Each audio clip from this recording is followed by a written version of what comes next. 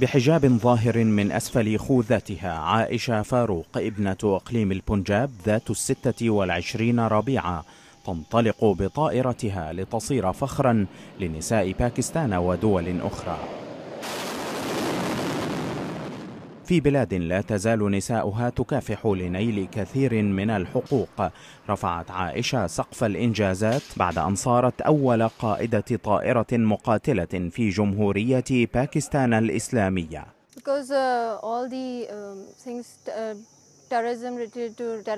نظرا لأعمال الإرهاب ولموقعنا الجغرافي، من الضروري أن نبقى متأهبين وأن نستعد لأي سوء.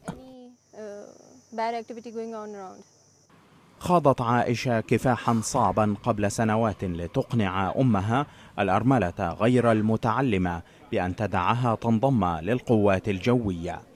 في مجتمع وعمل يسودهما الرجال، تقول عائشة ألا فارق يبدو لها في المعاملة.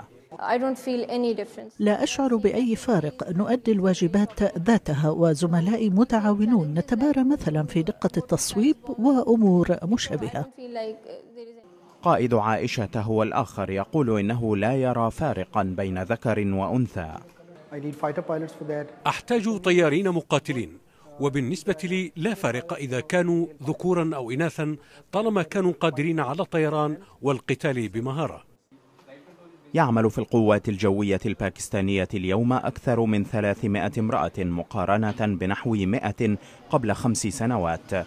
أنعام حسن إحدى هؤلاء، وهي تعتبر أن بلادها تأخرت في السماح للنساء بقيادة المقاتلات.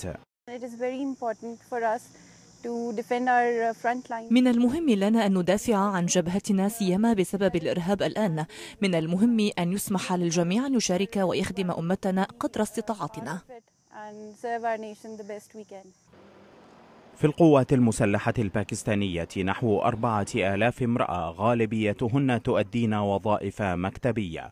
في العقد الأخير سمح لبعض النساء بفعل أكثر من هذا قليلا، لكن ما حققته عائشة فاروق يجعلها بالضرورة تحلق عاليا في تاريخ بلادها. أسد الله الصاوي، BBC.